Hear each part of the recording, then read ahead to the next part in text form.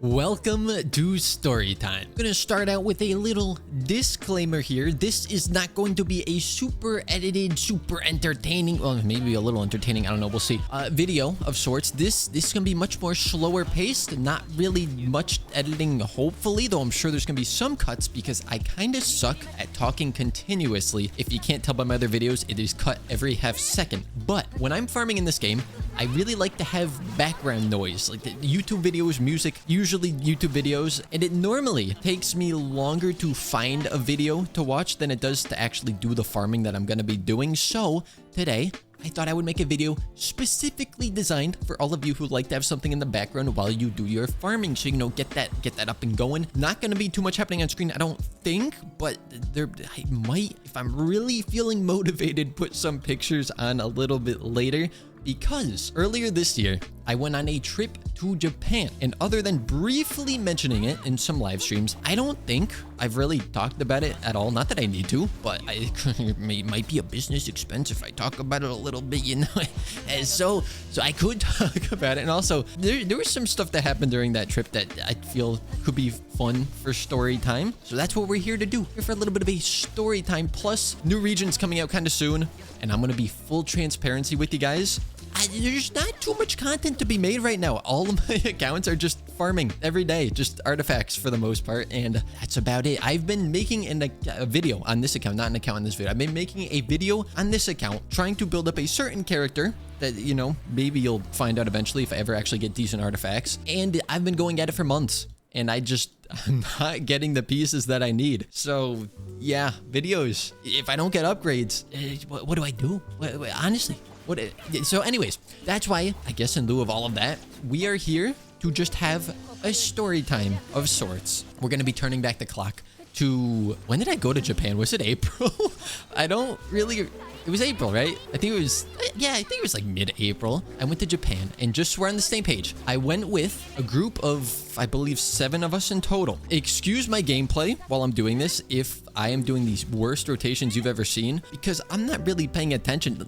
My brain is on the story time now. I'm just clicking buttons. Anyways, it was me, a friend that I've known for many years, that I've talked about them sometimes on live streams. I met them on a Minecraft server in like 2014, 2015, and it turned out we lived in the same state when there were people from all over the world on that server, so that was kind of wacky. But it was that friend, and then his sister, her boyfriend, and a number of their friends. So the only one that I knew going into it was the one friend that I've been friends with for years. Everyone else, I did not know whatsoever. So that was me going into it, but I'm like, you know what? It's Japan. Meet new people. Who cares? I'm going to have fun. What does it matter? And also, they were kind of planning the trip, so I just showed up. I mean, I had to pay, obviously, but I didn't have to plan anything. I just show up to the spot, and I'm like, all right, what are we doing today? And that's nice, because I don't have time to plan a trip like that. Maybe at some point in the future, that's the wrong set. And of course, we get double crit on the wrong set, so I'm just gonna lock that. Anyways, to get to Japan, right? I had to, imagine this, get on a plane. Oh, crazy. So from where I currently reside, I had to, about like hour and a half to the airport. And then of course, I left around, I think, 2 in the morning to get to the airport, I think. Of course, this was months ago now, so I'm probably not remembering all the details exactly correctly, but I had to leave stupidly early, but it's fine because my sleep schedule is always terrible, so I used that to my advantage, and about a week beforehand, I just got on the wrong sleep schedule for where I am, but the right sleep schedule for having to get up at that time anyways. So it was good. Plus, if I'm tired on the plane, you can sleep, right? Ha, wrong. No, you can't sleep on planes because it's impossible. I tried. Anyways, hour and a half to the airport, wait around for quite a while because I preferred to get there early, and the way that, anyways, I get there, I have to wait. It's fine. I was the first one at the gate, which kind of sucked because it was so boring. But I sat there for, I think, 2 hours, might have even been 3 hours, just waiting. They say you're supposed to get there 2 hours beforehand if you are on an international flight. And both of my flights were international because I had to do a connecting flight because I don't think there were any direct flights like anywhere, but that, it's whatever. So I had to take a little connecting flight up to Canada.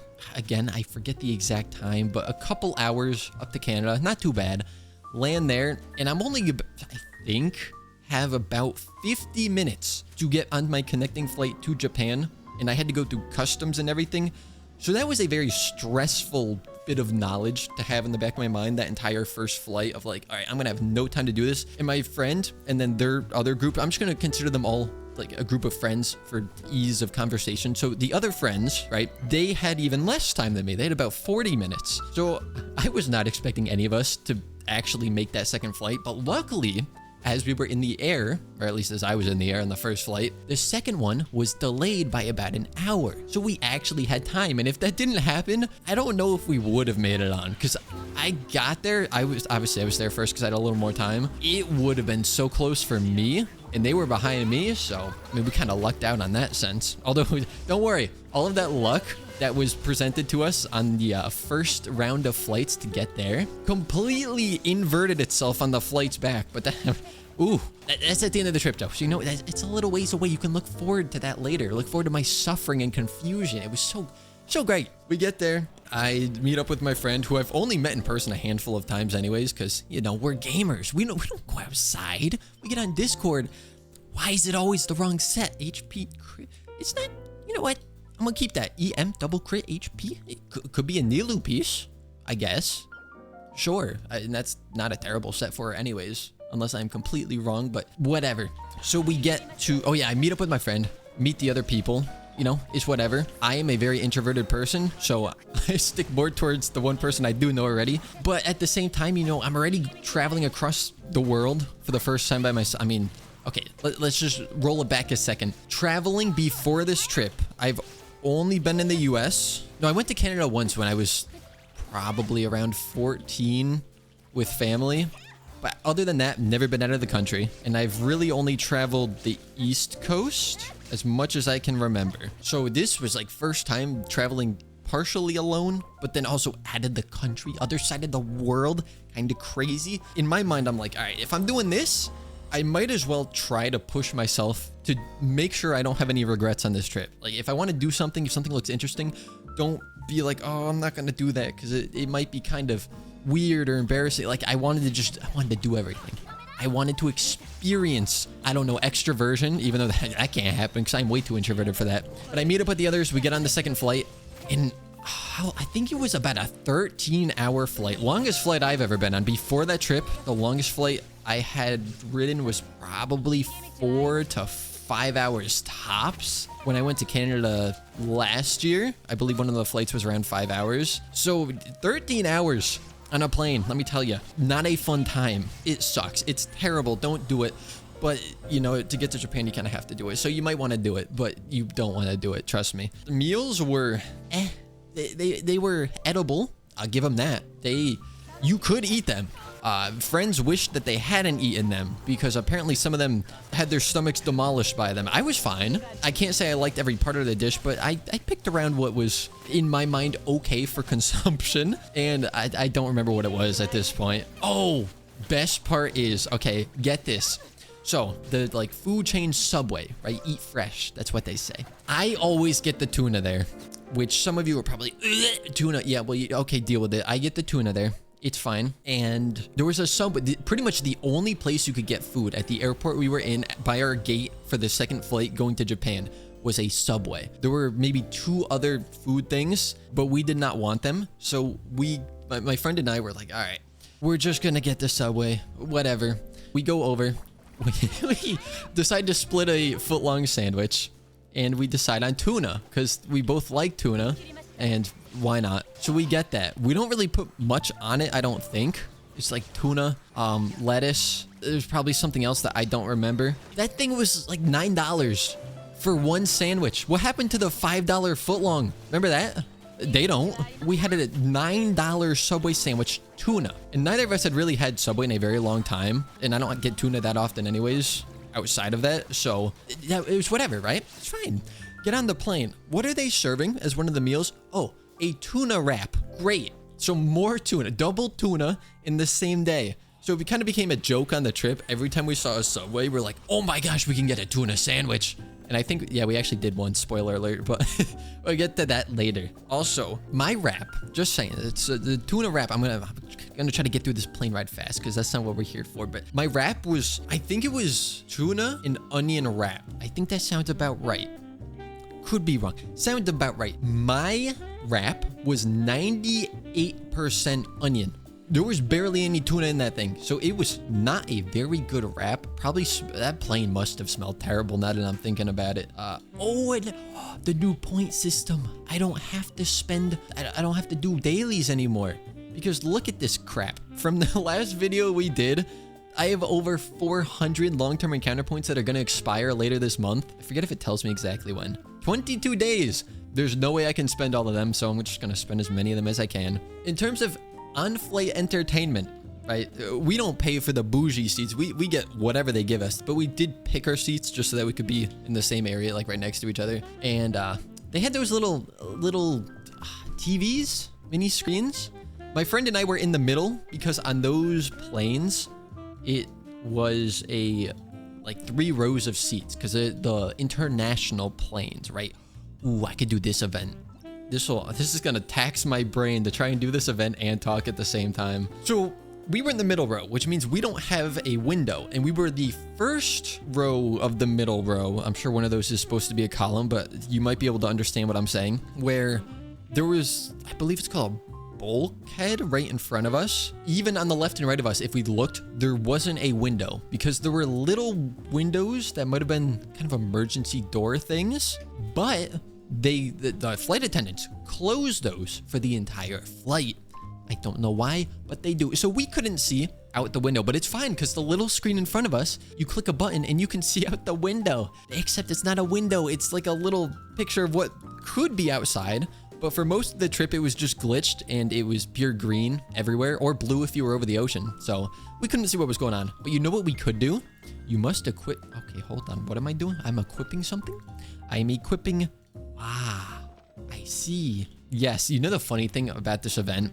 You could do all of this and you get about 2 wishes. Isn't that great? I love it. All right, on to the next place. You know what I should do? Oh, this is gonna be great. This is gonna be so good. Okay, so what I did was I kept playing, and now I'm just going to use that as background footage so I can actually focus on talking rather than not knowing what I'm doing in game. So, where were we? I think I was talking about the plane. Somehow we're still not even at Japan yet. That's fine. We'll get there. We have those little screens, right? The little TVs, except since we're in the front, there are no seats in front of us. I mean, we're very far back in the plane, but just where we're located, there's no seat immediately in front of us. The little TV we have I don't know how to describe it. It's like on a swivel arm and it's in the arm of the chair and it comes out in front of you and then you have to like adjust it. It's a really weird angle. But what my friend and I did for probably more of the flight than we were intending to was we played Angry Birds on that little screen because it was like a custom Angry Birds for the plane. So there were a set number of levels that were supposed to be like different places in the world. And you could see the high score of the people previously who had played it in that seat. So we were each trying to get 3 stars on each of the different levels and beat whoever's high score was currently on there. And I'm pretty sure, except for the very last level, because I was so burned out of playing Angry Birds at that point, I beat every single level and I set a new high score. My friend didn't get as close as I did, but yeah, that was my accomplishment on the way to Japan. That's a great, very memorable experience there. But let's just skip ahead, skip through all the trying to fall asleep and you turn into a bobblehead and then you can't fall asleep. Also, I didn't have access to any of my stuff on the plane because the seats that we were originally supposed to have, they moved us to the other side because someone else needed that seat for whatever reason. And so all my stuff was like in a different compartment on the other side of the plane. So I didn't have access to anything. I had my phone and that was it. I had to somehow get through the plane ride with that, which I did. But we got to Japan, and I actually don't remember much of getting there. No, maybe I do. It's all coming back as I think about it. We got there. We got the luggage. I probably don't have to go through all of this. This isn't the entertaining, exciting stuff. So we started the trip in Tokyo. We were going to go to Tokyo, then Osaka, and then end in Kyoto, and then take a trip back to Tokyo just to get in the airport and yada yada. So we get to Tokyo, we walk out of the train stations because once we landed, oh, that's a whole other ordeal. We landed in, I believe it was Narita Airport was the one that we went. It could have been Haneda. How do I forget this? Okay, it was Haneda. I'm looking at a spreadsheet of the itinerary so I can kind of remind myself of what we did. You need to be able to navigate the train system there. And in order to do that, you need funds to do the train system there, right? So usually you can, in old days, and I mean like before pandemic days, you could get a Passmo card, or I think there's a couple other alternatives. Put money on that, you charge it, and to get on the train, you just swipe it at the little terminal, and then you get in. It's nice and easy. Then the pandemic hit, and then there's the whole chip shortage and a whole bunch of other stuff, so they don't do that anymore. Tourists cannot get those cards. So some other people in the group, they got them off of eBay ahead of time. That I didn't know about that. The other people had Apple iPhones, which you can load that as a card on the Apple Wallet. For whatever reason, it works universally on iPhones, but the only time it works on an Android is if you bought that Android phone in Japan, and then you can do the same thing. Well, obviously I didn't do that. I had to go around the airport as soon as we landed with my very minimal level of Japanese, trying to just ask people like, what do I do? How do I get these cards? So they directed me to this one spot. I didn't know if I was in the right spot. Very long line, very hot and humid in there. I went up to some counter and I eventually got a card, but it's a temporary kind of tourist card that you can keep recharging. Then after a certain number of days, it just expires and you lose whatever money is remaining on it, but that's fine. At least I can travel on the trains now. And then we had to take about an hour and a half train ride to the main city area where we were staying. We were staying at an Airbnb. These things, I think it's just a Tokyo thing, very vertical. You go in, there is not much space to do like anything in there. It's just a very small space, but there's a lot of floors, very steep staircase, and yeah, it just goes up. That was the first spot. 7 of us staying in the same place, very squished. We fit. It did accommodate us, but it was very tight quarters. And that was the first time where I realized you had to, he did tell us, the host told us that before you take a shower or a bath, whatever, you have to turn on the water boiler in the kitchen, then you'll have hot water. But you see, we did that the first night, and I thought that it was just on. So then I went in the second night. I was always the first one to shower because I wanted to get it over with. I go in, the heater's not on. So at this point, okay, here's the deal. Let me paint you a picture. The bathroom in there was divided into 3 rooms. Again, extremely tiny. You had the toilet room, which you couldn't, if you were sitting on the toilet, you could not lean forward without hitting your head on a wall. Like, it is tight. But you had the toilet room, you had the little room with a sink, and that was it, right outside the toilet room. And then also off of the toilet room was the shower room. Okay, that entire shower room gets soaked, as I discovered on the first night, if you bring anything in there. So what I've been doing, or what I decided to do, is pretty much leave everything in the sink room and then go into the shower room. So I'm in the shower room, ready to shower, like pretty much getting into the water, and I realize this water's not getting hot. So I have a couple options. I either bang on the wall and try to get someone to turn on the heat, because I don't have my phone in there. I can't call anyone. I'm not gonna get dressed and go back out because I'm already wet at this point. So I took a freezing cold shower. Very, very fun, very cold. I could not breathe because you try to stand under cold water and breathe. It doesn't always work that well. And I've taken cold showers before, but that one was rough. I don't like them. I like hot showers. Hot showers are nice. On the bright side, it didn't get super humid in the bathroom, so it was easier to dry off. That was about the only bright side to that situation. But yeah, little small Airbnb in Tokyo. And I have to say, Tokyo is probably my favorite of the 3 places we went. Osaka, it smelled pretty not great a lot of the places that we went, and there's a lot of trash on the streets, which usually isn't something you would associate with Japan, a place of cleanliness and respect and all that. It just kinda stunk a little bit. But Tokyo did not smell. Plus, I just really like traveling on the trains once you kind of understand how to travel on the trains, because it is a bit confusing at first. I'm not gonna lie. There were 2 people in our group that were the main navigators, so to speak, for quite a while. And then suddenly that changed unexpectedly, which probably get to shortly. We didn't really follow a strict schedule. We had one, and we kind of just diverged off of that because we realized trying to get 7 people on the same schedule and wanting to do the similar things doesn't work well. Plus, if you're trying to eat at a restaurant with 7 people in Japan, especially in Tokyo, it doesn't work because a lot of places accommodate maybe 2 people. Maybe 2 is like the biggest party size that they're used to. So coming with 7, that's the whole restaurant. You really can't do that. So splitting off definitely helped, especially for meals. I believe went to Tsukiji, probably butchering that, outer market. It's just a food market. There are some handcrafts as well, but kind of just an outdoor markety area. The biggest one in that area, I believe. And I tried Daifuku for the first time because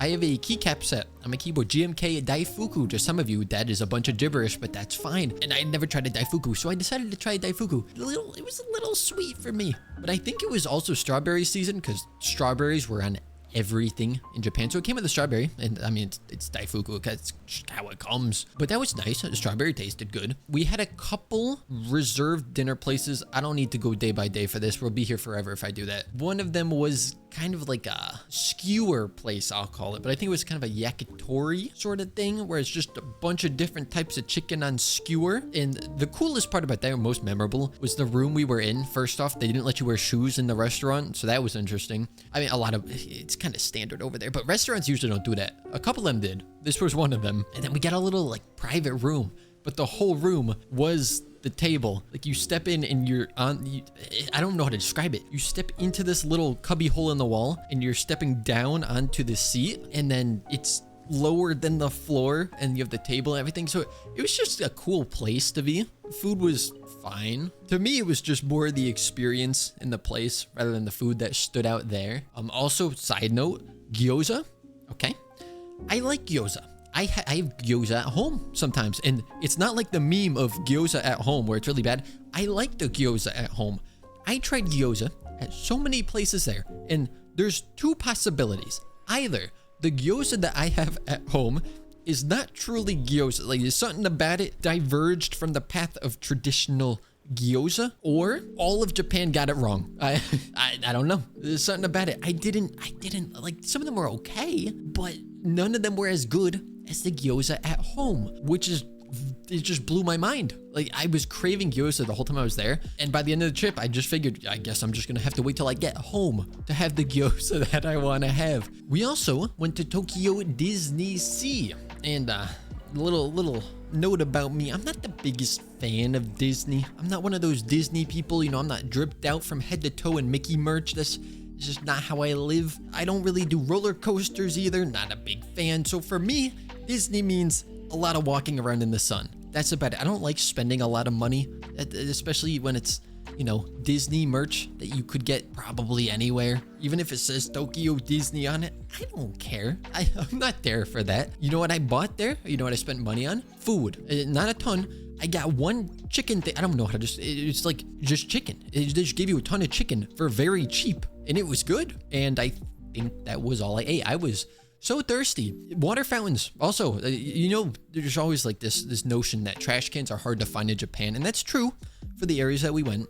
I can't speak for all of Japan because I only went to a handful of places, but water fountains, I thought in Disney, the sweltering heat, it wasn't even summer, but it was still pretty warm out, which also brings up another side note that I'll get to in a second. Water fountains were not very common. We went on a scavenger hunt trying to find a water fountain because my friend and I were very thirsty, and we finally found one. You pushed the button, like the water did not even spurt out. You couldn't drink it unless your mouth was directly against the fountain. It was like a drip fountain. How is this allowed? This should be illegal. That's a crime. We were thirsty. We couldn't get water. Also, sweltering heat. People in Japan do not wear shorts. I don't get it. It's so hot. It's so hot out. People are sweating. You know what could solve that? Cutting your pants in half. Hamburger-wise, not hot dog. Hot dog would be kind of weird. Hamburger-wise, we cut the pants in half. Shorts. People invented shorts for this weather, and you're choosing to not wear the why you do this to yourself? It's so hot. Everyone, even the people, like I get there's businessmen, you dress the part, okay. Ironically enough, the school uniforms for the really young kids that we saw, they're like track shorts. Like they are too short. I don't know. I don't understand how they go from that to only long pants. Like there's no in between that exists there. Very strange. Maybe the stores just don't sell shorts. I don't know if that technology hasn't gotten over to that part of the world yet, but it's just like a cultural norm. You will sweat. That's it. You will sweat. Although maybe Japanese people just don't sweat, I guess. They just have that perk, that permanent buff in their life, the precipitationless buff, I guess. Outside of Tokyo, some of us started wearing shorts more, but at least in Tokyo, because we didn't, like, even the people that were out for runs, the Japanese people out just on a jog, they're in, it might have been shorts, but then they have the long compression pants on underneath that completely cover their legs. It's just crazy. I don't understand. I would die. I would die if I tried to do that. I would have been the end of my life. I would have just fallen over. It never would have came back, never heard from me again. If I tried running, actually I did run around, but I wore shorts that way. The day that I did jog, I wore shorts. But the majority of our time in Tokyo, we were concerned. My friend and I were concerned. Like, we gotta dress the part. We can't be these foreigners coming here just wearing crap clothes. No, we gotta dress up. And I did buy us new clothes that I could wear for that trip. You know, I haven't bought new clothes in years, literally. So for this trip, I was like, you know what? I'll splurge a little. I get some nice looking clothes so I can actually not look, not that I'm gonna look homeless, but you know what I mean. We also made a little trip over to Akihabara. And you remember how earlier I was saying how, you know, this trip, I'm gonna be extroverted. I'm not gonna regret doing anything. If I wanna do something, I'm gonna do it. Okay, well, we got to Akihabara and I think we ate dinner or something. And then we kind of split up and my friend was like, I'm gonna head back. There's not really much I want to do here. And in my head, I'm thinking, I just want to explore. I just want to see what's here. Who knows if I'll ever be back to this spot again in my life. This is like a once in a lifetime moment. I am not going back to the Airbnb right now. So I followed him back to the Airbnb because, you know, I'm not that extroverted yet. I believe the restaurant that we went to that night, which I might be misremembering, but I think it was an omakase, which essentially means I'll put it in your hands, where the chefs prepare a preset series of courses for your meal, which terrified me. Look, I like to try things occasionally, especially I'm in Japan, you know, I gotta try the foods. Remember the whole thing about no regrets? Some of those dishes, it didn't hit the spot, so to speak. Some of them were fine. Some of them is just a lot of seafood, a lot of fish, kind of be expected, sushis, that I'm all fine with that. And then they brought out like, how do I describe it? This green, slimy, I don't want to say gunk because that sounds very like rude, and I know some people probably do like this. This is just personal preference, my palate. This did not do it for me. I was not a fan of this. It was cold, it was slimy, I couldn't even swallow it. But we kind of made a pact before we went there. You must finish everything because it's rude. It's rude in Japan if you don't finish what's on your dish. So we didn't want to be rude, you know? So we all tried to eat as much as we could. And I did some reading of the reviews of that place online before we went there. And from those reviews, it said that the last course, which they deemed a dessert, I think, was 1 or 2 grapes that each person there got. So one of the other people in our group and I were both just going there, eating, with the sole purpose of getting to the grape. Like, that was the whole goal, because as you're getting more and more courses given to you, it gets rough. Like, you're getting full, and some of these courses are difficult to digest, quite literally. So I think we were the only 2 left at that point because everyone else tapped out and told the chef that they were done, they were too full. We were still going because we wanted the grape. There were some tough courses, but I am proud to admit we did not get to the grape. Not because there wasn't a grape. Okay, not our fault. They weren't doing the grape thing. Instead, it was 2 little slices of pineapple. But let me tell you, some of the best tasting pineapple in my life. And not because like Japan has some amazing pineapples. I don't know if they do or don't. But just after everything else we ate, getting something that was easy to eat, very sweet, and that I recognized. I know what a pineapple is. I've had that before. It was so good to just put it in my mouth. I want it again. Even though now it would probably just taste like a normal pineapple, then it was like the best thing I ever had in my life. I'm also just going to completely throw timelines out the window because I'm jumping around non-stop here. So at one point while we were in Tokyo, we went to the TeamLabs Planets exhibit, which I'm sure you've all seen YouTubers or social media whoever's go there. It's a very go there to take pictures sort of place. Not a place I would have gone, but again, the rest of the group kind of planned the trip and I'm just showing up, paying my part, and then tagging along for the most part. So I went, you know, to at least experience it. Would I go again? No, but at least I went once. You go in. Okay, very long line. We got to skip some of it because we had reservations or whatever. You get in and then they line up people. They line up a large group of people and they have everyone take off your shoes, socks, put them in the locker, put all stuff away, only bring like a phone so you could take pictures for the most part. And then you go into dark room, I guess. and you just follow the path, and eventually you're walking uphill and there's water like flowing, and I'm assuming it's some sort of sanitizing soap, chlorine, whatever's in the water. Probably not soap, that'd make it too slippery, but probably chlorine. You are supposed to walk through the whole exhibit barefoot, which I get what they're going for, because you're supposed to, you know, be one with the artwork, but it's kind of weird. And it also, you know, some people don't smell the best. I'm not pointing any fingers, but everyone barefoot in one spot, I guess probably thousands of people a day. Not the best smell in all parts of the exhibit, but I digress.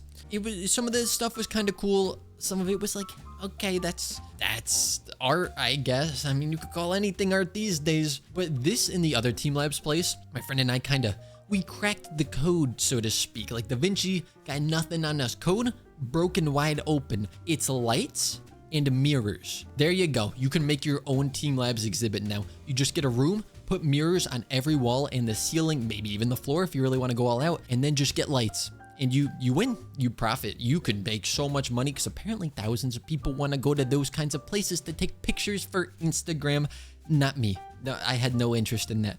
But I took a bunch of pictures of lights and mirrors, and yeah, that's what I did there. Next day, we went to Shibuya, famous Shibuya Crossing. My personal opinion, it looks so much busier from the outside, looking down or looking in at it. If you're crossing, you're just focused on getting across, so you kind of just avoid people, and then you get to the other side. It's like any other crosswalk. There's nothing too crazy about it, but in every show you watch where they talk about Japan, they always show the Shibuya Crossing. There was some Acheron advertisements plastered around that place. I saw that, but it was in Shibuya that my friend and I, and one other person in the group who tagged along with us, decided we wanted McDonald's. We wanted to sample what McDonald's was like in Japan. Like, is it the same? Is it better? Is it worse? We had to know. We needed to be the universal judges of whether or not Japan McDonald's was meeting the level. I don't know what I'm saying.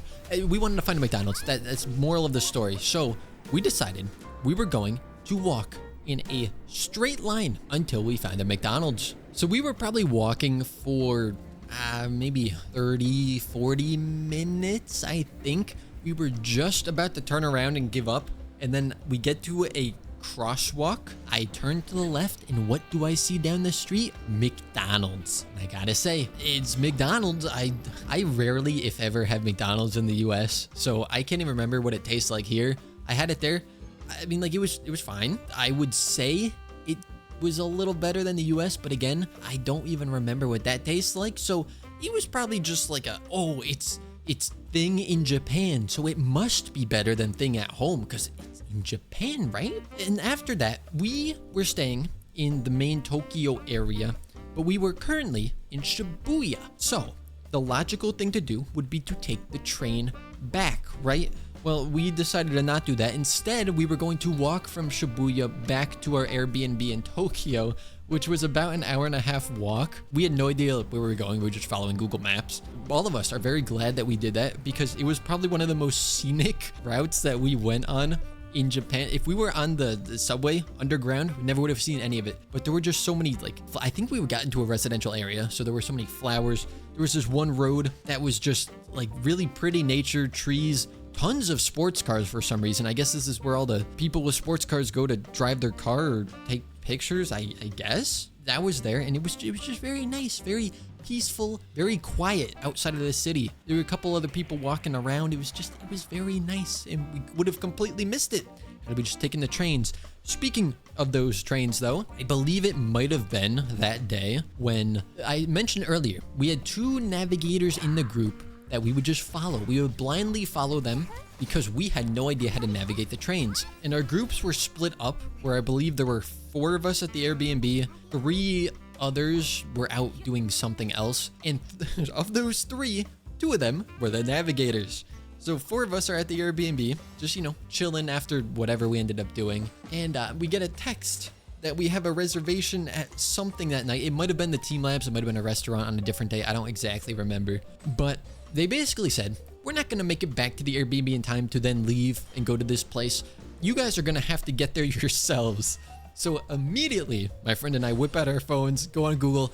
Okay, how the heck do we navigate these subways? Like, I don't want to say it's not intuitive, because it wasn't that bad once you start trying to figure it out, but I don't know if I ever would have tried to figure it out if we weren't split off from the navigators, because it's very overwhelming at first, but we were able to get there, no problem. We got there first. We got there before them.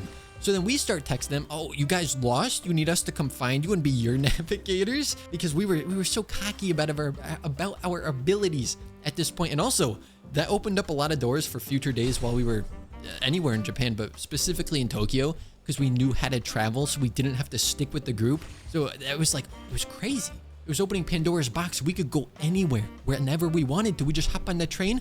We know where we're going now. Got lost a couple of times, but we don't talk about that. We know where we're going. We got there in the end. We did what we want to do when we got back home. And it was easy. And then we started memorizing the stations that we were going to. It was great. It was great. So if you're ever going to go there, try to learn the train stuff. Even if like you're in a group where someone does understand it, try to learn it for yourself, because it just feels so much more freeing when you're able to travel whenever, like wherever and whenever you want to go somewhere. You can, as long as you have the money on your card to do so. It was also in Tokyo where I think it was the first full day we were there, just going back a little bit, I was exposed to what the restaurant situation was gonna be like going forward, at least somewhat, because we're just out and about. We didn't have any reservations or anything that day. We're just looking for a place to eat. And there's this little restaurant on the side of one random street that had a small line out the front. And we're thinking, if this has a line out the front, it's gotta be good. And I guess it was either recommended by Michelin or had a star or something. I think it was just a recommendation by them. You go in, I had no idea what I was going to get because the menu was primarily in Japanese and I don't know what I'm doing. So Google Translate's my best friend at this point. But you walk in and there's about 11 seats in the place, and it's just this little U-shaped counter around where the chefs are, and you go in when it's your turn. You press buttons on a machine to get your order. You hand them the ticket, you sit down, then like a minute later you get your food. Once you're done, you just leave because you paid at the machine, which is, it's crazy. You can eat so fast in Japan compared to the US. You know, you go in, you wait for your table sometimes, you sit down, you wait for the server to come over, you place your drink, they leave, your drink order, and they come back a little bit later, you place your meal order or appetizer, they leave, come back, they bring the food, or they usually don't bring the food right away. It's just checking in, like all the food, you know, it's going in, it's being cooked, and then they leave again. Then they come back with the food like 20 minutes later. You eat, like, it's just a very long process. This place, you go in, you put in an order, sit down, get food, eat, leave. It's so fast, it's insane. That was really nice, just being able to do that. But at the same time, there were moments where I kind of missed the just sit down and relax sort of atmosphere of restaurants out west, I suppose. And this is when I learned I might be a slower eater, or at least I like to take my time when I eat and not just inhale my food. But you can't really do that here because the whole group I was with finished before I did. And I mean, all around us, since you don't get to pick your seats per se, you just sit down wherever there's an empty seat. So I'm just surrounded by like businessmen and I can't speak to them or anything. So I'm just awkwardly sitting there eating my food, my ramen. It was some sort of ramen, I'm pretty sure. And I had to inhale it and it was scalding hot, but everyone else is eating it. So I'm like, well, you know, when in Rome, except Japan, just burn my mouth. That's fine. You know, who cares, right? I just gotta fit in. I was the last one eating, and I left a bit later than they all did. They were waiting outside for me, so I felt bad. But I couldn't eat any faster. I don't know how you eat that fast. It was crazy. Also, I had, up until that point, never eaten ramen with a spoon. Like, I've done chopsticks, right?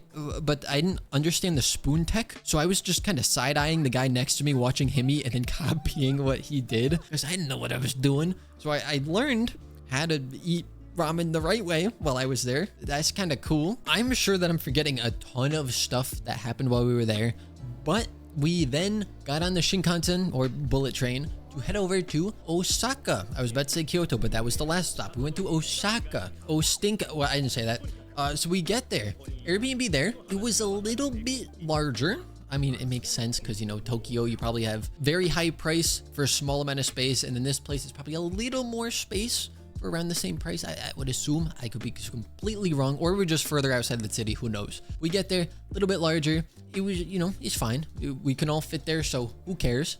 And then we went to Nara, the place with all the deer. And now whenever I see an anime that there's like tons of deer in a park, I'm like, oh, I know where they are. I went there and I did not buy the crackers that you could feed to the deer because I saw the other people doing that. And if you are holding those crackers, you get swarmed by deer and they start like biting at your clothes, trying to get the crackers. So it was really funny to just people watch. You watch all the like high school kids buying the crackers, going out to feed the deer, and then screaming as a horde of deer come rushing at them. They throw the crackers. It was always great. And it happened over and over and over. And also that place, it's a landmine. And not the exploding type, like the stinky type, which I guess kind of makes sense for Osaka. Anyways, yeah, you need to watch where you stepped because a lot of deer around eating a lot of crackers that were not very nutritional for them, I imagine. It's probably just like nothing calories. The equivalent of like ice cream for us, just empty calories. Nothing nutritional about it. So they just constantly are spewing. Let me not get into that. It's probably a bit too much for this video. And it was around this point in the trip where my friend and I, it's fun, right, to go to the more Japanese places to eat. But if you're eating 2 to 3 meals a day and you have to just go on Google, look for places to eat, try to decide what you're in the mood for, read through their menus, see what they have, read through their reviews, etc., etc. It gets pretty tiring to do that every single day. So we started exploring some fast food options like KFC, which is a popular thing in Japan, specifically around Christmas time. If I'm not mistaken, if anime taught me anything correctly, around Christmas time, it's a popular thing there for some reason. I got it. It was fine.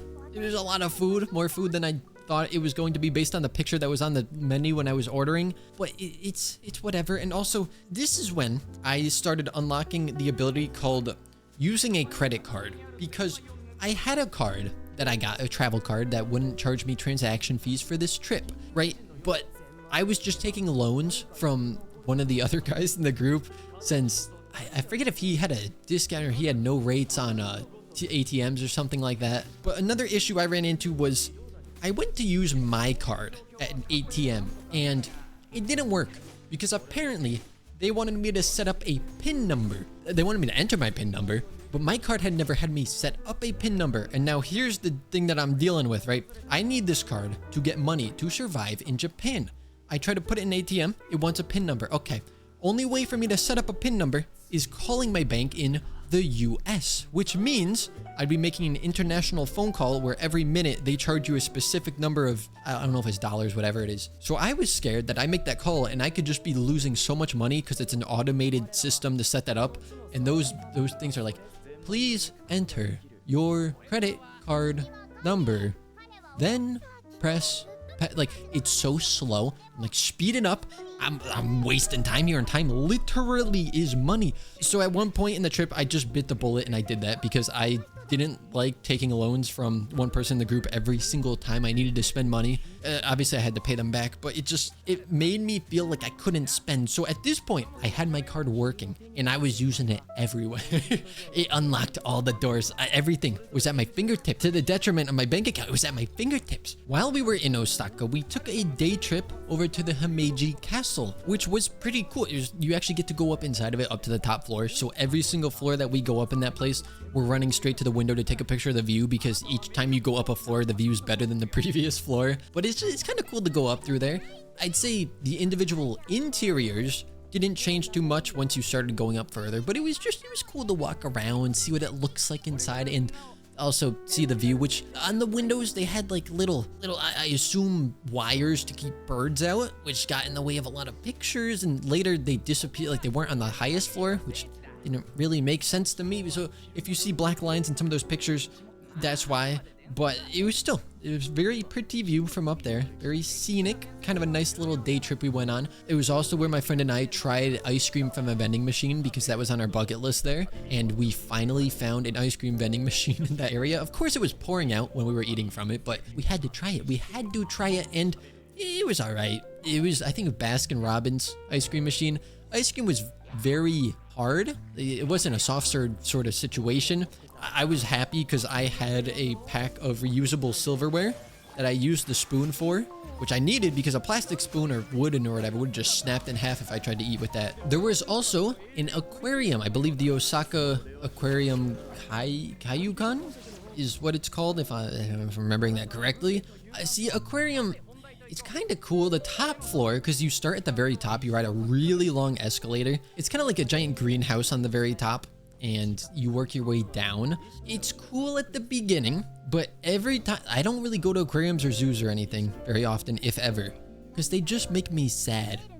I get some of these animals are here because maybe they're, I don't know, they're hurt in some way, and it's kind of a place to rehabilitate them and then send them back into the wild. I don't think they were getting sent back in the wild, but maybe some of them can't live in the wild or they wouldn't survive, and then that's fine. It makes sense that they're, you know, brought here, but I don't know, just seeing a bunch of animals in captivity, like, yeah, some of them are cute, but I'd rather them just be living their life in the wild. Although, one thing of note in this aquarium is above some of the exhibits, they would have information about them, or they would say you could do this to learn more, or they put a sign where you can use your Nintendo DS to learn more about the animals.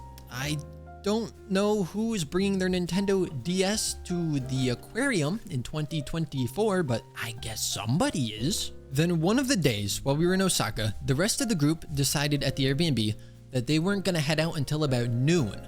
And you see, this whole trip, there was something very pressing on my mind where because I'm traveling somewhere that people in my family have never been, I'm like, okay, I have to get souvenirs for them. So this whole time I'm hunting for souvenirs for like the parents and everything. I could not find anything. Eventually I did, but that was just always in the back of my mind. So the whole group's not gonna go out. In the previous day, we were in an area that was close to what showed on Google Maps as like a big point of interest because it was a big icon, and it was the Hitachi Tower, or Sutenkaku. I don't know if that's the same one. I'm Googling it right now. It might, I think it is. I think it's like the same thing. I saw that was nearby, and we didn't go to it the previous day, so I thought I'm just gonna go out on my own in Japan to this tower, look for some souvenirs, and just sightsee, you know, be a tourist. And that's where I went wrong, because I got over there and I'm walking, it was about a 40-minute walk from the Airbnb. I'm walking around, instantly I get swarmed. Okay, swarm might be a bit of an overstatement, but people keep coming up to me, Japanese people, asking for interviews because they're interviewing foreigners in Japan non-stop. It's just everywhere, every street corner. I'm like, okay, white dude traveling in Japan alone probably wasn't smart, because, you know, a lot of the people in my group, like Vietnamese, Chinese, what am I? White, just straight white, like 255 across the spectrum of RGB, just the whitest you can get. That's me. If it was snowing there, I would disappear. So I'm walking through these streets, I must be like a beacon to them. Tourist. That's a tourist right there. Yeah, so I got out of there really quick because I did not want to keep dealing with that. And then I got pizza because I wanted to try pizza in Japan. So we went to a little pizza place and we got so many pizza. We got so many personal pizzas, 2 more pizzas. I think there were 6 of us there. Pizzas all around, 2 more pizzas, dessert pizzas. It was pretty good pizza. I mean, I don't really know what I was expecting, but it was pretty good. Speaking of pizza, a very Italian dish, I would say. There was one time where I think it was when we were at the Himeji Castle. In that area, for whatever reason, there were so many Italian restaurants. I don't get it, but sure. So my friend and I were thinking, let's try Italian in Japan. So we find a spot, because it was taking us a while to find a spot to eat where we felt like eating. We find one, we go in. I don't think they were used to foreigners in there, or at least they don't get them that often. They were very like receptive and everything and respectful, but communication was a little difficult. Okay, we could have used Google Translate, the whole speech thing. We didn't. We're not that smart. So we just kind of winged it and pointed at the menu, and you say kore onegaishimasu. You just kind of a lot of point in that. But also, most places, they'll give you a menu, and if they have an English menu, they'll give you that too. And then they walk away. You call them over when you're ready to order. You know, the sumimasen, and then they come over. Not this place, because I think what the problem was is they were closing around 2 p.m. to then reopen around dinner time, and we got there around 1:30 p.m. So we think that they were kind of getting ready to close, and they kind of wanted, you know, pick up the pace, eat quick so that we can close and reopen later. So she comes over, gives us the menu, and just stands there staring at us. We didn't look at the menu, although what we did see is there was not any Italian on that menu, not at all. So it was probably the Italian stuff was at dinner time, because I don't think a pork cutlet served on a bed of rice and cabbage is a traditional Italian dish, as far as I'm aware. But that's what we got because we pointed at something because we were very uncomfortable with her standing there staring at us. And between my friend and myself, I was usually the one that would try to order through Japanese. Like I'd order for both of us because I could kind of get through that at least. I knew the counters that I needed to know. I already forget them now, but I knew the counters and then I know like basic words or phrases. But my level of Japanese is kind of below a newborn Japanese baby. Like it's below that. I think they'd come out of the womb speaking better Japanese than I could. And that was the best between the two of us. So you already know we were in for a rough time if we had to actually speak. But we can just move on from Osaka to Kyoto, which, in my opinion, was my favorite Airbnb of the 3 that we stayed at. And it was a much more, not really rural area, but it was more outside of the city, per se. It was probably a 30-40 minute walk to more of the central area. So that's probably why there was a bit more space. But it was right on a river, and it was just very scenic.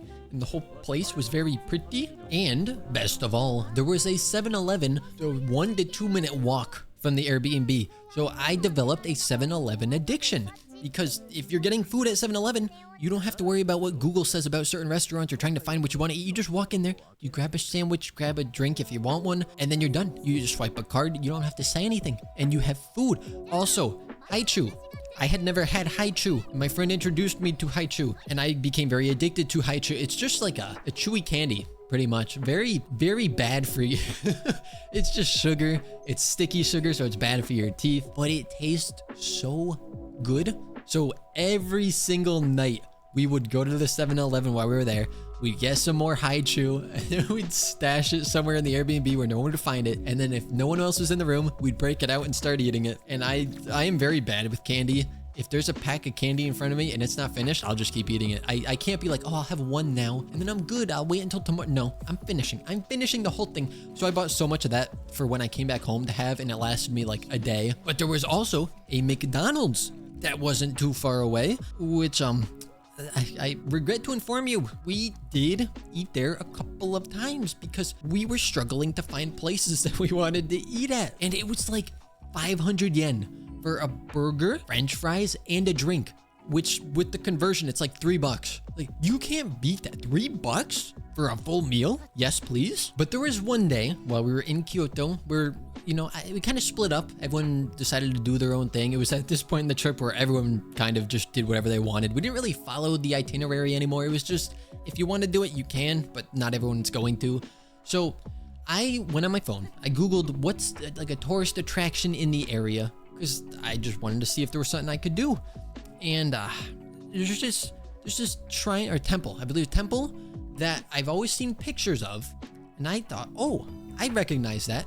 Maybe I'll go there. It was the Kinkaku-ji, which is a Buddhist temple in Kyoto, Japan. Holy busy. There were a lot of people there. It was packed. But that was not the bad part. It's also the hottest day while we were there. I forget exactly how hot it was, but when we went, it was late April, early May, and Japan had said, I guess the weather had said that in Japan, it was unusually hot for that time. And then this was the hottest day while we were there. And again, remember, people in Japan really don't wear shorts. So like we're kind of peer pressured, culturally pressured to not wear shorts. But this day I did because it was stupid hot. And I'm glad I did because I looked at this place on my phone thinking, I'll walk there. It's fine. It was about 2 hours of a walk to get there from the Airbnb. 2 hours in the sweltering heat. I don't know what I was thinking. I thought, there's something on Google Maps on the other side of Kyoto. And it looked interesting. So I started walking. And it is apparently the hottest day in Kyoto of like the whole year. So don't know why I decided to do this, but here we are. All I gotta say is this better be pretty cool in every sense of the word because it is very hot. So I decided to do it, and what else did I do? I started jogging on the way there. Get nice and sweaty before I show up and be crowded with all these people, but it's pretty. You had to pay entry fee, which, to be expected. And it was very crowded, very hard to take pictures. So in all the pictures I took, I tried to make it look like there weren't other people there, but I was just being pushed. I wasn't actually being pushed, but there were a lot of tourists there, and tourists, you know, tourists. If they want a picture, they imagine that you're not there, I guess. They don't see you for some reason. They want their picture, so they will stop traffic everywhere if it means that they get a picture. So, a lot of that to deal with, but it was a nice looking temple, very pretty temple. There were also some little coin cups scattered about that people would try to throw money into, which, I mean, that's free money. I need to set a cup outside of my house or something. Like, I need people just randomly throwing money for no reason. I should probably take a page out of their book for that. That's free passive income. Kind of stupid to not be doing that already. I also tried out a sushi conveyor belt for the first time because I had to. I'm in Japan. My friend and I went to one of those. We each got one of the more expensive dishes and then just a bunch of like cheap, you guessed it, tuna, spicy tuna roll. It might not have been spicy. It might have just been tuna, but tuna rolls because it's tuna. We had to get to it's just part of the joke. We had to get tuna. Another time we got tuna when we were at the aquarium afterwards. We saw a Subway, so we had to get tuna because it just grew into a running joke. But the way that these work, which I found out, each dish is like a different value. Some of the dishes, they're more expensive and it's dictated by what the design of the plate is. And at the end, they come over with this little machine that just instantly counts all the different plates you have and it tallies up how much you owe. So the one dish that I got that was the more expensive was just crab because I was craving crab and I hadn't found crab anywhere else. And crab is always very expensive. So I got like one or two, I think it was one piece of crab sushi, which it was good, but it was like $8 or something for one piece, I think. Kind of expensive, but at least I got some crab. We also embarked on a bit of a hike, which I would tell you what it was or like what the name of the place was that we went to, but I don't remember. And since we weren't following the itinerary, I don't know what day we actually went to it compared to what that says. So it was a hike. And of course we had to travel a decent ways away from the city to get there through the train system, very convenient. I miss the trains. Trains were so nice. And on the way back down, it just started pouring and we had to walk back to the train station, so we got a little soaked, but it was more of a nature walk. I would say there wasn't necessarily a view from the top like most places you would expect. A hike, you get to the top, that's where you're at the summit, you see the view and you leave. This one was more of you get to the top and you're like, oh wait, is this the top? Oh, we're at the top. Okay, I guess we go back down now. But it was scenic, it was nice little experience. We did stop in a small restaurant. Okay, this place was stupidly scenic, like very pretty, very narrow roads. I would not want to drive on that road, but I didn't have to, so I don't care. It looked very nice, and there was a little udon shop on the way back down, and it's a small spot when you go in and you go to order something. They tell you that, oh, we only have a certain number of those that we can serve per day, and they had I think they had like 2 left. It was just so pretty. It was such a pretty little area. But speaking of food, I'm gonna butcher this name, so prepare for that. We went to a Michelin restaurant, very expensive. Who would have thought Michelin very expensive? Again, this is not something I would have done if I were going alone or if I had planned the trip. But they decided to go there and, I gotta follow along, right? So I paid for it, and I believe Jiki Miyazakawa is what it was called, if I'm even saying that right. Again, it was kind of like an omakase where you go and they just have a predetermined set of courses, except if the last one, if I thought some of those were a little like, ooh, I didn't really like that one, I was not ready for this, all right? Going in, of course, being the introvert that I am, the person that always needs to like know what I'm getting myself into, I read all the Google reviews, I look on Google Maps, I see the street view, I look at what buildings I need. Like, if I'm going somewhere, I need to know exactly what path I'm taking, what roads, where do I turn here, what does this look like, what is that, all that stuff. So I'm reading the Google reviews, I'm seeing what we're gonna be served, and I'm sweating. And that's not just because I have to wear long pants and a long sleeve shirt in the Japan heat. It was nerve-wracking because, again, I want to finish everything that they put on my plate because I don't think that they would really consider it necessarily rude. If they're making this, preparing it, and trying to serve it all fancy looking, the least I could do is try to finish it, right? Oh, some of those were rough. Okay, so there were a lot of dishes. I didn't take pictures of them because it was a very, I'll call it intimate setting where you sit at a counter that seats, I think, 10 people or so, and it's one long counter and you face the chefs as they're preparing all the dishes and everything. And I think they had some people in the back doing more cooking, but they were the ones kind of preparing most of it right in front of you. And then they reach over, they put it in front of you, and they just stand there.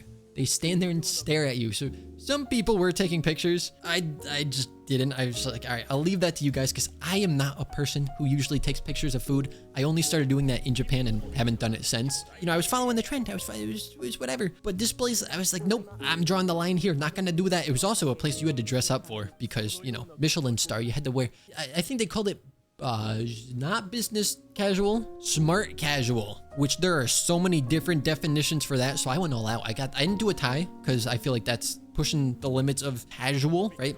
So I just did like the blazer, the dress shirt, the nice pants, all that stuff. And yeah, it was an experience, let me tell you, because I can't off the top of my head remember what all those dishes were, but I remember struggling with quite a few of them, which I guess it's just not my palate. Although at the end, okay, so many people like matcha tea, right? I'm not a tea person. I'm not a coffee person either, ironically enough, but I'm not a tea person. Matcha tea, never had it before, but so many people like it, and I'm like, okay, it can't be that bad, right? Here's the deal. I think I did try regular matcha tea somewhere else in Japan. It's not for me. But the last thing that they served at this place, you know, last time we got a pineapple. Best thing ever. The highlight of the whole meal, a pineapple. This place, they have this little cup that they put some, it looked like a powder in, and then they, I assume, poured in water. And they have this fancy little stir. It almost looks like a mortar and pestle, but it's not that. And it's like this fancy little, I don't know what to call it. And they're whisking this thing around. It's just like straight matcha. I don't know if it's considered tea. It's just matcha. I went into it optimistic. I'm like, okay, maybe it won't be that bad. Maybe I could just drink it, because you know, some of the stuff I didn't like, so I would just not breathe through my nose. I would just quickly chew it, try to get it down. But when it's a drink, it's a lot harder to not breathe through your nose. At least I feel like it is, and it just coats your entire palate, which means you're going to taste it no matter what. Ow. That was so rough. That was the hardest thing to get down of the whole meal. Just that matcha. And the other people in my group who like matcha, they said that they did not like it. Like, it was just, why for the last thing? That's the last taste that you leave in my mouth. I didn't like, nothing against them. I'm sure some people love it. I'm just not one of those people. That was very difficult, but I got it down. Would I go back there? No. Am I saying it's bad? No. I did it. It was expensive, and it was more the experience in my mind. That's what I tell myself to justify that. It was an experience that I will probably never forget, because yeah, you just have these glances that you exchange with each other where you both just put something in your mouth that neither of you likes, or you're finding out for the first time that you don't like it, but you know that you have to finish it and more meals are going to come out. They keep bringing it to you as fast as they can prepare it. There's no waiting. So if you don't finish something, your plates start piling up. So you know that you need to finish it quick. So you just have that little glance out of the side of your eye with someone else as the chefs are staring you down. It's like a whole conversation with no words of like, there's no way. How am I gonna finish this? And it would just be time and time again, and you almost just start laughing. But that aside, a different day, we did go to the Nishiki market, which it's kind of like the market we went to in Tokyo, except it's all on one strip. So it's not like it's kind of an open, almost neighborhood kind of feel to it. It's just one strip with a bunch of shops and food marts and stuff all along it, and it was so crowded, like you could barely move. But I was still on the hunt for souvenirs, so I went up and down that thing a few times trying to find stuff, because it was like a big stress point for a lot of the trip was I gotta find souvenirs. I can't have souvenirs for some people and not for others, because that's what I was dealing with at that point. I mean, there's not really much to say about it, in my opinion. It was just, you know, it was a long strip with a whole lot of people. Then, because we were in the area, we also went to the Fushimi Inari shrine, which I'm sure a lot of you have seen pictures of. It's the famous one with all the torii gates, where there's just hundreds or thousands of them, and tons of people show up there. And of course it was raining, because a lot of the days while we were there it was raining. So picture this, okay? You have this very kind of narrow path going through all these torii gates. You want to take pictures, right? But there's so many people.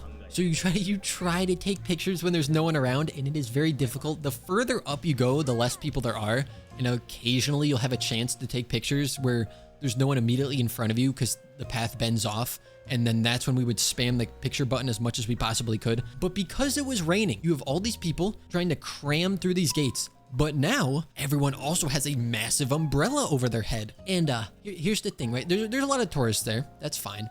but I am 6 feet tall, okay? The average height in Japan is less than 6 feet tall. So you have all these people holding their umbrella, a lot of people holding umbrellas, where it's kind of right at head height for me. So I just have to try and like duck and dodge and crawl under these umbrellas as I'm making my way up this path. But back to the Fushimi Inari shrine, there were a lot of cats there, a lot of just stray cats around the area, sleeping on the torii gates. Kind of funny just to see them all scattered about. You didn't really notice them unless you started looking specifically for them, but they were there. So for those cat lovers of you, here's some cats. And now that's probably like the main places we went to, main things we did. Of course, I'm skipping a lot of the restaurants, a lot of the this and the that's, but some overarching stuff of the trip now that we're here. Gacha, you know, I make Genshin videos for a living, right? Gacha game, okay? You put me in a place where there are hundreds of crane games. Okay, I know there's also like the actual gacha machines, but crane games and gacha machine. Oh boy. Oh, very bad. I wasn't the worst one in the group, mind you, but you couldn't stop. I couldn't stop. You couldn't stop me. There was no stopping me. If there was a crane game, I really wanted to play it. And now here's the thing. My friend and I, both of us listen to Vocaloid stuff sometimes. We're not super fans or anything, but you know, we listen to Hatsune Miku, that kind of stuff occasionally. And so on this trip, one of our goals was to try to find some Hatsune Miku drip, right? We wanted some sort of clothing that was Hatsune Miku, but actually was something we would want to wear and not just some terrible looking thing. We never actually found it, but what we did find were a ton of Hatsune Miku figures inside of the crane games. And the funny thing is, most of the time if you went to a store, either right above the crane game or down the street, you could buy all of these figures outright and you could just have them. But there's no fun in that. There's no stakes. So what do? We spend quite a bit of money because remember at the beginning of the trip, I said I wasn't really spending money because I didn't want to have to take loans from one of the people in our group. Well, at this point, I didn't have to do that. I had my money. And so that was very, very dangerous because there were so many crane games and we went to a lot of them. Every time we saw an arcade, we had to go in. We had to check out the crane game stuff. I think the first time I really started doing it was I saw I believe it was a Pikachu plush in one of the crane games. And it was like a smaller crane game thing. I tried a few runs. I couldn't get it. I was disappointed, but we moved on, went to a different place, whatever. Different day. I believe it was a day that I was out on my own. I think it was right before I went to the Hitachi Tower. So all those interviews and everything. Okay, here's the thing. I had a small day backpack thing. It was like a miniature backpack for specifically touristy behavior, okay? I go into one of these arcades while I'm out. There is a massive Piplup plush. Maybe like overall it's not that big, but the head on this thing is huge. And I wanted it because I couldn't get the Pikachu, so I'm gonna get the Piplup. I spent quite a long time there, but I did get the Piplup. It was not easy, but I got it. The only thing harder was then trying to shove that into my backpack to then not have to carry it around, not carry like this giant Piplup plush as I travel around Japan, because that would have been kind of awkward, not gonna lie. I did get it to fit somehow. I don't know how I did it, but the stars aligned and I was able to shove that thing in my pack. But the rest of the trip, if there was a Miku inside of a crane game, we would play it because we wanted to try to win it. And now, here's the thing. I won, I think 2 or 3 Miku figures, okay? There was this one arcade that we went to where the staff there, the reviews of the place were horrible. I went in and I'm playing. I think it was the game where it's a box with this little tag that's on the side and you have to lower the claw and then the claw closes and you want to get it inside the hole that's on the tag and kind of shift the box slowly towards the point where it can drop and fall down. If the staff wasn't there, I'm going to say this right now, it was rigged. Like, you could win, but as the elevation went down, because it moved down a ramp towards the hole, the power of that claw lessened because it couldn't pull it as much at that low of an elevation. If the staff wasn't there, I don't think any of us would have won anything. But what happened was, the whole case is filled with Miku figures, okay? So we're playing. I don't even know what I'm playing for. I just know it's a Miku. Claw comes down, move it over. And then it just keeps not working. And then this lady comes over. I wish I at least knew her name because shout out to her. She was my favorite employee of any place we ever went to in Japan. She comes over, she opens the machine, and then she like moves the box closer to the hole, shuts the machine, lets us continue. Maybe 2 more attempts later of the thing just not moving. She comes over, she moves it again, like constantly moving it to make it easier, and then eventually you could just kind of push the claw on top of it and push it down because it's teetering already. What I'm expecting is Miku's gonna fall into the hole. I reach my hand in the bottom and I take out the box and I'm done. But I go to reach into the bottom and it's locked. You can't do that. I'm like, huh?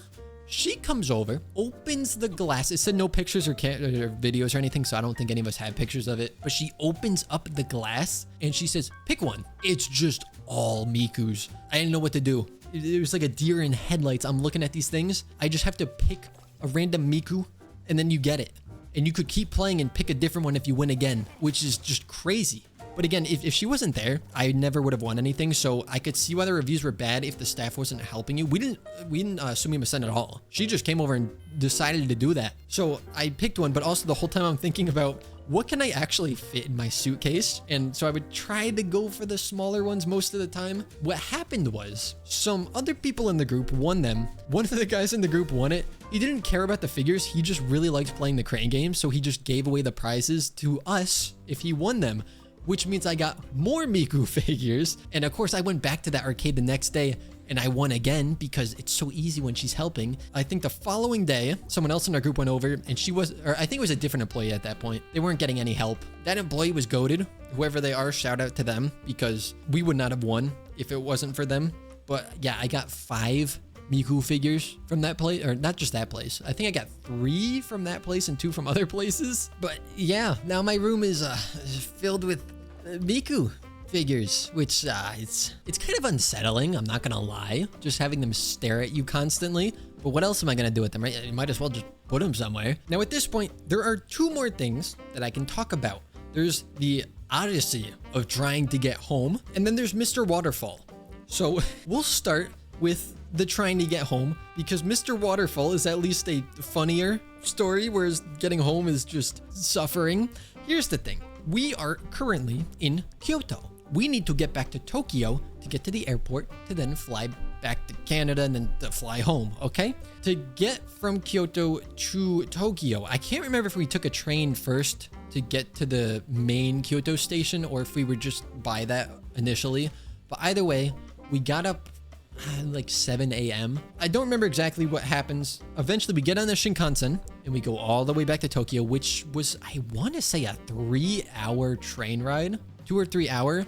We initially paid for the oversized baggage stuff because we have some big bags. And then we realized that if we got on that Shinkansen, we probably wouldn't make it in time for our flights.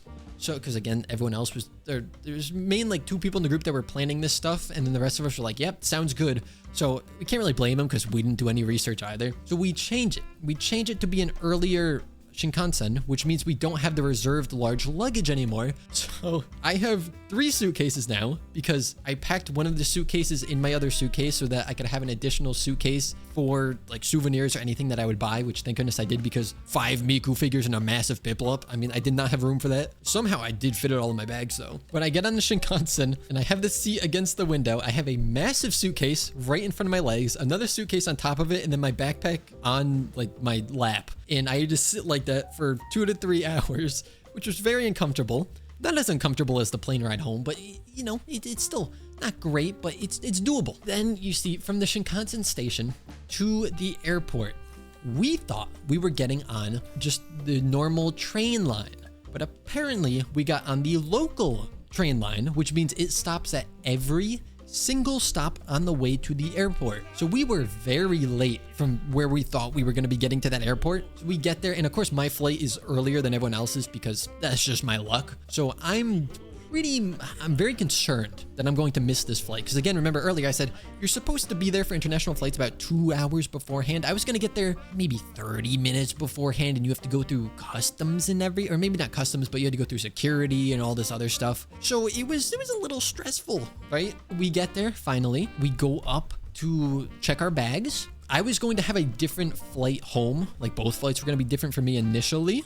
I say initially because that changes. Because if I went on the same flight that everyone else was going on connecting to Canada, I would have to stay overnight in Canada to fly back. And I was like, nah, I just want to, get it over with. I don't want to have to stay overnight and book a hotel and all that stuff. So I decided to get on a different flight. Well, I walk up to the gate, not the gate. I walk up to I don't even know what the counter, I guess. I put my bag on, they weigh it, they check the tickets or whatever. I did all the pre-check stuff that you could possibly do through apps and through online means. So I was trying to help that process along. And then the guy, here's the thing. Okay, I know I can't speak Japanese. I know a couple words, that's about it. So I'm expecting to have a hard time communicating with whoever's at the counter because they're going to be speaking Japanese. I'm going to be speaking English, or maybe they have like some English that they can kind of try to use. That's not how it went. It was, and I mean no offense to this person, but it was someone with a very thick Indian accent speaking through broken English to me when I'm assuming that they speak Japanese too. So English is not their primary language and they have this really thick Indian accent. It was the hardest conversation I've ever had to try to understand because I also,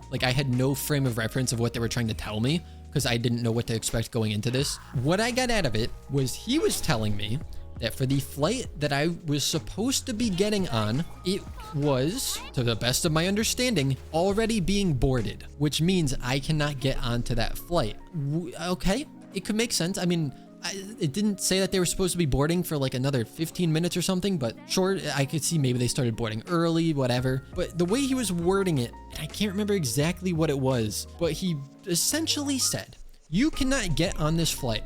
I'm going to give you the boarding pass for that flight, but do not get on it. And as much as I tried to ask, I couldn't get an answer that I understood. It sounded like my bag was still going on that flight. And I thought that that would have been the bigger problem, like getting my bag onto that flight that I was supposed to be on that is now I'm very late for, and that has to go through all the conveyor belts and everything. I could understand that being a problem, but it sounded like my bag was going on that flight. And if that's the case, then why am I not going on that flight? It's just very confusing. I was at that counter for about 10 minutes, probably longer than 10, probably 15 minutes, just trying to understand what he was saying, having him say everything multiple times. What I understood was I can't get on that flight. He's giving me the boarding pass for that flight, but I cannot get on that flight. I have to go to a different flight's gate and ask them what I'm supposed to do. So now I'm walking through the airport, not even knowing what I'm supposed to be doing or who I'm supposed to talk to or if I can even communicate with them. So that was a very stressful experience. So my friend was still there at this point, and so he was asking like, oh, what happened? Because they had everything checked out. They were cutting it close for their flight, but it wasn't too bad. And so he was like, oh, yeah, everything's all right. I'm like,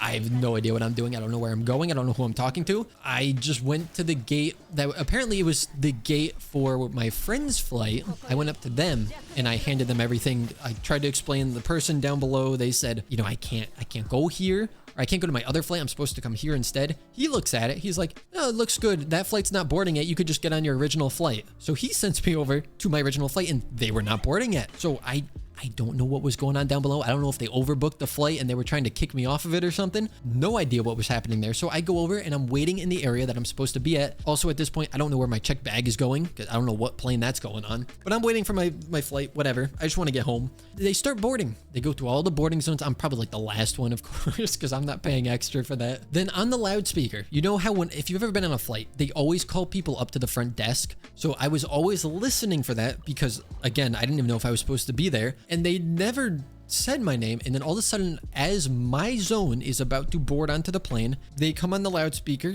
What was weird is they used my first and middle name rather than my last name. So for reference, it's like, can Java please come up to the counter instead of Java Cup, even though that doesn't really work, but you get what I mean. I go over and they're like, oh yeah, you will not be going on this flight. You will be going on other flight, which was back at the place where my friends were going on that flight, at the desk where he told me to then board my original flight. So they sent me back over there and I was supposed to get on that flight now. So now I was going on the same flight as my friends, but of course we're nowhere near each other because I didn't book seats on that flight. They just shoved me in a random seat, which once again was in the middle of the 3 rows, in the middle, like the middle of the middle, because there's 4 rows or 4 seats in the middle, 3 on both of the sides. So I was in the middle of the middle, meaning if I had to go to the bathroom at any point, I had to climb over sleeping people on either side of me. Not a fun experience, especially as an introvert. If the dude's asleep, I will hold it. I will sit there and I will just be in pain, but I will not wake them up and I will not try to climb over them. So I had to wait for them to wake up. But then also there's turbulence. So the seatbelt, keep your seatbelt sign keeps popping on. And then the flight attendants are like, no, you can't get up. You have to sit down, telling other people. So I had to wait until the stars aligned where the seatbelt sign was off. But if it just went off, then everyone rushed to the bathroom. So I had to wait till it went off, stayed off. The initial rush died down.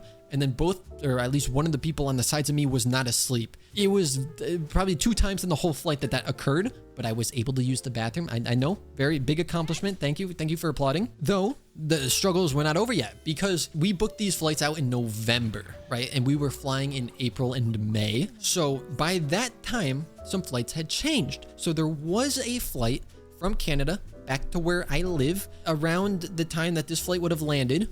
But I wasn't going to switch my flight initially to be on the same one that my friends were on because it would have been cutting it really close. And now I was on that flight because it was out of my control. They put me on that flight. Okay, so now the connecting flight, once again, I had next to no time to make that connecting flight. And I wasn't even sure of exactly what flight I was supposed to be on since they changed everything on me and I had no way of knowing. So I had to wait till I landed from that 12-hour flight to get an email telling me what my next flight was and where it was, which I think I had a little more time than I was expecting because it got delayed, luckily, but the whole 12 hours, 12 and a half hours, something like that, it was shorter on the way back. I was just stressed because I had no idea where I was going. I didn't know if my bags were going to make it. To be honest, the bags were like the least of my worries. I just wanted to make sure that I had a flight home and didn't have to get stuck at the airport or get a hotel or something. But I made it. I got on my second flight. I got home. My bag was there, which my bag seems to have gone on the flight that it swapped me to, even though they told me it was going to be on the first flight. Fine with me. I could get it off the conveyor belt earlier instead of having to wait like 2 hours for the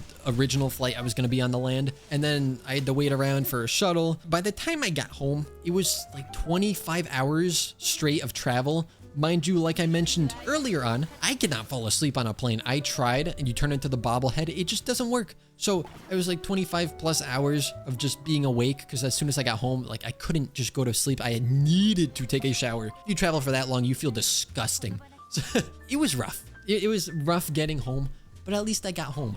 And I was glad that I wasn't traveling with family because if you've traveled with family, at least my family, if travel plans do not go to plan, everyone just becomes so icky. I don't know the term, like stressed. It's just not a fun time. So at least, you know, it was just me dealing with it. So I could be mad, but it's not bothering anyone else. It's just bothering myself. So that was kind of nice. You know, it's just, I knew eventually I would get home. It was annoying.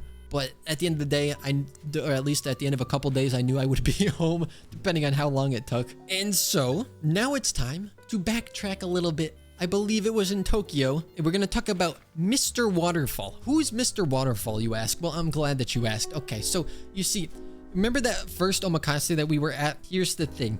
We went there, and afterwards, I felt like, okay, some people in the group felt stupidly full. A lot of us were like, we'll probably just use the bathroom before we either head back to the Airbnb or travel about, do whatever. Okay. We go to a mall because the mall was right next to it, I'm pretty sure. And there was a bathroom in there, you know, public restrooms, whatever. We go up. One person in the group had gone during the omakase, so he already knew where it was. So we just followed his lead. We went up there, go into the bathroom. And I believe it was just my friend and I that went in. We go over. A lot of the stalls were shut. We go over to one of the stalls. Okay, there was a war zone in there. Somebody was not having a good day. And it showed and smelled. So I waited a second, then go into a different stall. My friend finished up. He left the bathroom. So it's just me in there. And then anyone else that happens to walk in that's not in our group. So I'm in the stall, going to the bathroom, doing my business. And in another stall, I don't know what's going on because I can't see, right? I'm not going to peek under the stall. Here's what I hear. It sounded like there were 2 other people in the bathroom. One of them, at this point, I assume both of them are Japanese because they kind of like laughed. They walked over to the stall that was a war zone. I'm assuming one of them looked in there, both of them looked in there, whatever. And then I hear them laughing and I heard one of them say unko, which in Japanese is like poop. So I know that they're talking about that and they're laughing. When I come out of the stall, there's only one person in the bathroom. Okay, one. So the other guy either didn't exist or he left or the one dude was just laughing by himself. I don't really know. And he just happened to say unko out loud to himself. Who knows? The other dude, I go over to wash my hands. Dude finishes up at the urinal. If you know the rules of public restrooms, you do your business. You don't look at other people. You just get out. That's it. You're done. Other dude walks over to me as I'm washing my hands. immediately starts up a conversation in English. Okay, so I know this dude is not natively Japanese. Like I'm assuming came from America because there was no accent whatsoever with the English. He spoke it fine, and he didn't look Japanese or anything. He starts talking. It's like, oh, you work here, man, or you go to school here? I'm like, no, I'm just visiting. He's like, oh, dude, I'm in so much trouble with my boss. I'm probably getting fired. So at this point, I'm like, oh, great, I'm stuck in a conversation. Introvert. And the introvert's worst nightmare. I'm washing my hands. I can't leave. I'm stuck here. He's like, oh yeah, I took some, I think he said Japanese test or something. He took some sort of test and he failed it. So he's expecting he's going to get laid off. And so he's talking about that. And I'm like, oh, ha ha ha. Just, awkwardly going along with it. And then I'm done washing my hands at this point. He comes over. He starts washing his hands as he's continuing, as this conversation's going on. He's washing his hands, soap, whatever. But then he takes all the water and he just starts splashing it all over his face, like over and over and over, wiping his face. He doesn't dry anything. He doesn't dry his hands. He doesn't dry his face. His face is just pouring water for the rest of this conversation, which I cannot escape from. I'm backing out of the bathroom and he's following, like not in a weird way following me, but it's just that really awkward conversation that you want no part of, but you don't want to say that. And they think that maybe you do want to be part of the conversation. So he starts going on like, oh, you're visiting? Where are you, like, where are you about staying? Or something along those lines. And in my head, I'm thinking, ain't no way I'm telling this dude where I'm staying. So I just said, we're in Tokyo. Because I told him that I'm traveling with a group. Because in my mind, I'm like, if I tell him I'm traveling with a group, he's less likely to do anything weird. But also, just disclaimer, in that situation, I felt like I could defend myself if something were to happen. I didn't feel like I was in danger. I was on high alert for sure, but I didn't feel like I was in danger. Like I could deal with this if something goes wrong. It's fine. I also didn't want to tell him that the friends were there, but I didn't tell him that they weren't there. I left it up to his imagination because I don't want to be like, oh yeah, my friends are here. And he's like, oh, let's go meet them or something like that. I'm trying to kind of keep it separate. So he starts talking like, oh, you want to know of like some cool areas, like some secret spots that I could tell you about? I'm like, I think we have our stuff planned out. Like we're not looking for more to do. He's like, oh, but there's this one spot. And then I don't remember the specifics. So I'll just paraphrase and make up some of it according to what he was saying. He said, there's this one arcade at this spot over in wherever it was in Tokyo. If you go behind the Street Fighter machine in the arcade, there's a secret door that if you go out, there's a shrine back there that nobody knows about. And if you go there, you'll have it all to yourself. So there's two thoughts in my mind. One is, it'd be kind of cool to find some secret shrine in the middle of nowhere. Like that just sounds kind of cool. Also, I am in no way going to that spot. There is no way. First off, I'm not going to remember the directions you gave me because they were so specific. He's like, go here, turn left, go behind this door. You'll find the Street Fighter machine. You go out that door, you take, like, I'm not remembering all that. I wasn't trying to remember it because ain't no way I'm going to where this dude's telling me to go. No, I feel safe in this spot. I can defend myself. I don't know what happens if I go there. Is this like enemy territory? Am I gonna get jumped? What's going on? Not doing that. But he keeps going on and I can't get out of this conversation. We're out of the bathroom at this point and he's still talking to me. Like he just followed me over and I just stopped because the rest of my group is standing kind of down the hallway a little bit in this mall area because we're kind of at the end of that aisle or hallway of the mall. So they're kind of just off on the side and he's still talking to me and they all see that he's stuck talking to me. Like they're at least aware of it. But in my head, I'm thinking, this is really weird. But at the same time, I'm so down to see what happens because this is just content. Like this is stuff I could tell people about, like wacky stories of something that happened in Japan. So I'm entertaining the conversation. He said, oh, and I try to make YouTube videos. I did not say a word. I'm like, oh, really? That's cool. I'm not mentioning anything because the second that I say I make YouTube videos, he's gonna be, what's your channel? And he's gonna look it up. He's gonna start going through and no, thank you. I don't want you to know who I am. I'm gonna keep that separate. Very cool that you do YouTube. I'm glad you're trying to get something going there. And so the conversation, it just kept going. And eventually people from my group came over, which I wasn't gonna like tell them to come over or anything, but they came over and I think said like, oh, we're gonna head out now or whatever to pull me away from it. It was so strange. And mind you, the whole time his face is still just pouring water because that's still soaked. Now here's the thing.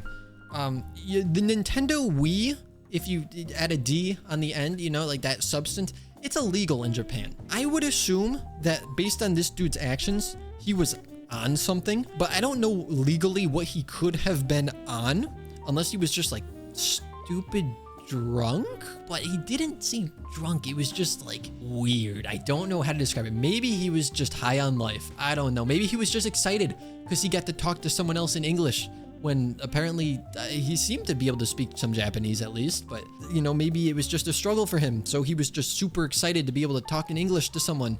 I don't know. It was a very strange experience, but it's just so funny to think back on. To Mr. Waterfall. And you know, there's channels on YouTube like Jaden Animations and others where they animate story time stuff. I suck at art, okay? But I would love to be able to draw and animate something for that specific story because it was so weird. It's so random, but it was also really funny. So and like I said, I didn't feel like I was in danger or anything. I felt like I guess could have been if I told him exactly where we were staying, because then I would just feel really uneasy the whole time. But I didn't do that. He didn't know where we were staying other than Tokyo, which that's a pretty big area. And I could defend myself if something were to happen in that instance. So it was fine. Again, I'm sure there are so many things that I'm forgetting about on the trip, or things that I'll remember over time and maybe share with you guys through live streams or whatever, which just a side note, I do want to do more live streams. There's a number of things preventing me from doing live streams right now, but I'm hoping to be able to start doing those again sometime soon. So you can look out for those on Twitch if you so desire. But yeah, that was my Japan trip in a nutshell. A very large nutshell, I guess, because that was not a very condensed story. I liked it. Again, I would say Tokyo was my top favorite just because the whole train system, you go wherever you want. It just felt more freeing and it didn't smell like Osaka did. Kyoto, probably second, and then Osaka's in the third. But Kyoto was very scenic, very nice. Personally, I like Tokyo the most, which a lot of people online I've seen have said that they don't like Tokyo as much, but I would definitely want to go back again at some point. Now, I don't know if you can hear it, but my voice is dying because I haven't been doing a lot of live streams, so I'm not used to talking continuously for a very long time. With recordings, I stop and pause and say things only when I need to say things. So my voice is kind of getting on the way out. We're going to wrap this up. Hopefully you got some farming done. Maybe got a good artifact. You probably didn't get a good artifact because those are non-existent in Genshin, but let me know what you farmed or if you got something good. And I hope you guys enjoyed. With that being said, I will see you all next time.